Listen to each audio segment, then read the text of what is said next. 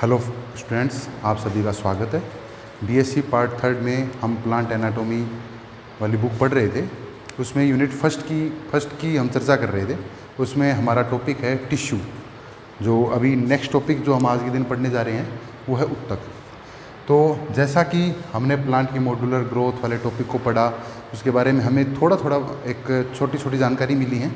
अब धीरे धीरे हम डिटेल्स में पढ़ते जा रहे हैं। तो सबसे पहले तो एक बात ये समझने की ज़रूरत है कि टिश्यू या उत्तक होते क्या हैं।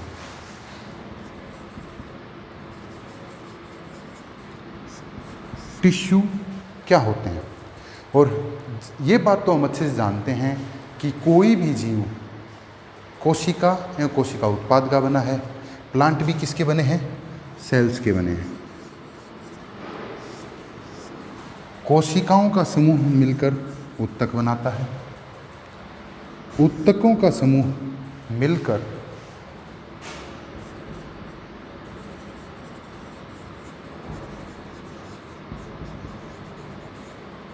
उत्तक तंत्र का निर्माण करता है। उत्तक तंत्र मिलकर अंग तंत्र, ऑर्गन सिस्टम, और इस प्रकार ऑर्गन सिस्टम से मिलके ऑर्गेनिजम्स का निर्माण होता है। अब हम यहाँ ये देखते हैं कि कोशिका के बारे में हमने छोटी कक्षाओं में भी पढ़ा है कि यह संरचनात्मक एवं कार्यात्मक इकाई होती है।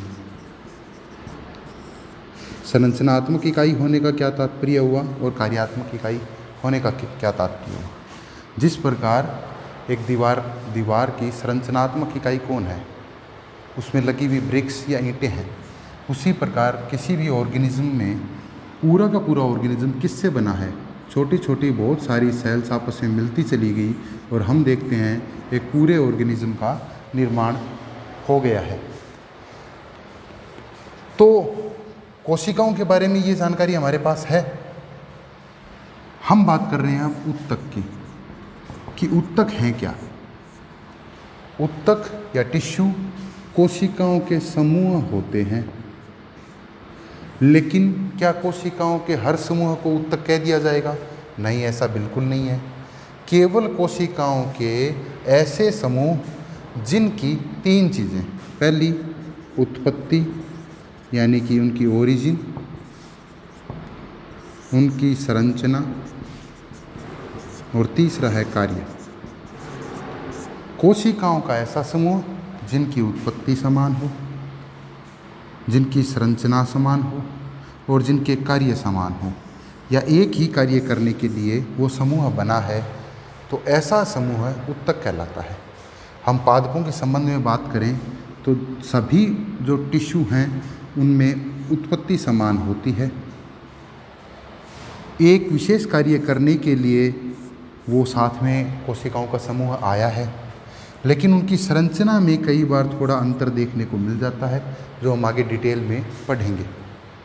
अब इतनी बात हमारे ये समझ में आई कि समान अथवा असमान कोशिकाओं का समूह जो समान उत्पत्ति रखता हो, कोई विशेष कार्य करने के लिए वह समूह बना है, तो ऐसा समूह उत्तक कहलाता है। अलग अलग प्रकार के उत्तकों के मिलने से उत्तक तंत्र टिश्यू सिस्टम का निर्माण हो जाता है। जैसे कि हम देखेंगे vascular tissue system, ground tissue system, ये आगे चैप्टर में हम चर्चा करने वाले हैं। टिश्यू सिस्टम के मिलने से अंगों का निर्माण, और अंगों से बाद में अंग तंत्र और पूरे ऑर्गेनिज्म का निर्माण हो जाता है। आज की जो ये यूनिट है, फर्स्ट यूनिट, उसका सबसे महत्वपूर्ण भाग जिससे प्रतिवर्ष क्वेश्चन हमें देखने को मिलता है वो है टिश्यू या उत्तक। पौधों में मिलने वाले सभी उत्तकों का अध्ययन करने पे हमें पता लगा कि उनको 2 भागों में विभाजित किया जा सकता है। पहला ऐसे ऊतक जो विभाजन करने वाली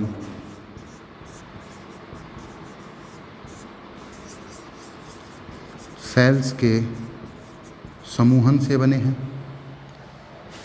और दूसरे ऐसे ऊतक जो विभाजन नहीं करने वाली, या हम कह सकते हैं स्थायी कोशिकाओं के समूहन से बने। विभाजन की क्षमता के आधार पर यदि हम पूरे पादप ऊतकों को रखें तो दो भागों में हमने बांट दिया है।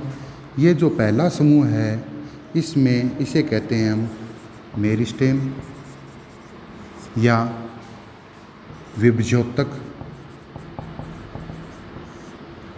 और जो स्थायी कोशिकाओं के समूहन से जो बना है ऊतक, वो कहलाते हैं स्थायी ऊतक या परमानेंट टिश्यू।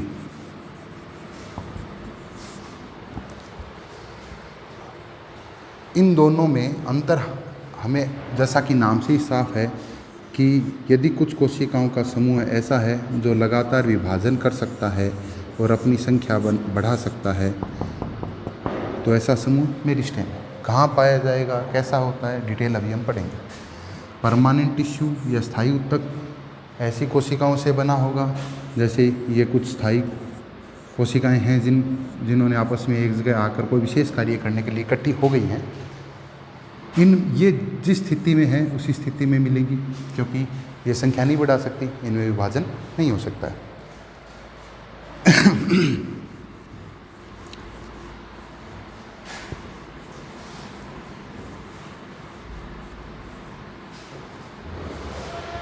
जो विभाजन नहीं करने वाली कोशिकाएं हैं, यानी कि स्थायी ऊतक जो हैं, उन्हें हम 3 भागों में बांट सकते हैं।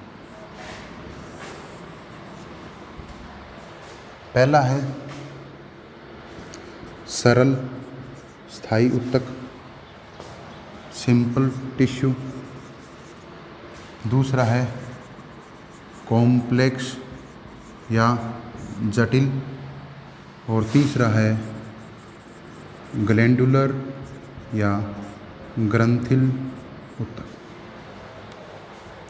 सरल ऊतक वे हैं जो ऐसी कोशिकाओं के समूहन से बने हैं जो, जैसा कि हमने पहले ऊतक की परिभाषा में पढ़ा था कि कौन कौन सी चीज़ें बिल्कुल सेम होंगी। एक तो उत्पत्ति, एक कार्य और संरचना।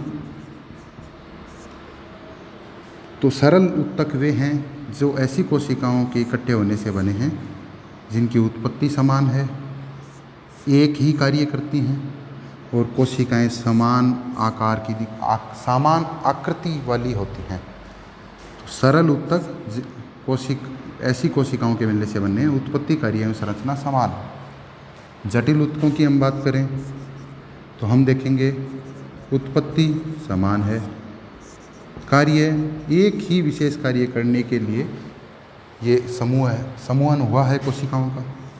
लेकिन हम संरचना की बात करें तो संरचना में हमें अंतर दिखाई देता है। अंतर कैसा कि समान भी हो सकती हैं कोशिकाएं और असमान भी हो सकती हैं। और तीसरा है ग्रंथिल ऊतक। यदि कोशिकाओं का समूह कोई विशेष प्रकार के स्राव करे, सीक्रेशन करने लगता है, तो हम उनको ग्रंथिल ऊतकों में रखते हैं। हम बात करेंगे अब कि सरल ऊतक कौन से हैं, जटिल ऊतक कौन से हैं और ग्रंथिल ऊतक। जो सरल ऊतक हैं उन्हें 3 भागों में बांटा गया है। पहला पेरेन्काइमा, दूसरा कोलेन्काइमा, तीसरा स्क्लेरेन्काइमा। जो जटिल ऊतक हैं, कॉम्प्लेक्स हैं, उन्हें 2 भागों में, जाइलम और फ्लोएम। ग्रंथिल ऊतकों को हम अंत में देखेंगे। ये इस यूनिट की चर्चा है। हम अब इसको डिटेल में देखते हैं। सबसे पहले हम देखेंगे विभज्योतकों को।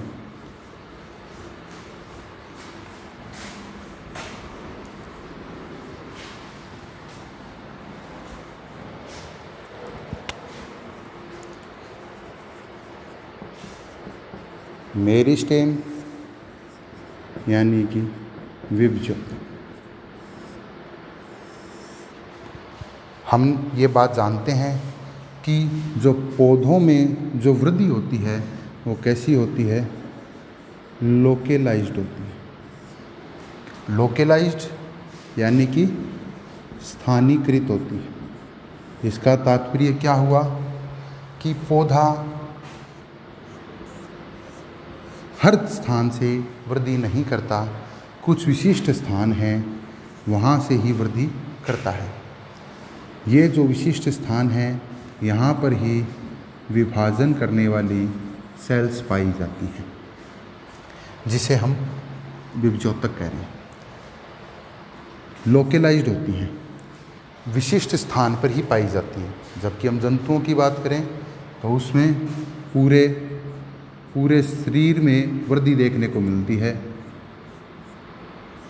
हर जगह से वृद्धि होती है। इस प्रकार की वृद्धि को हम क्या कहते हैं, विस्तृत वृद्धि।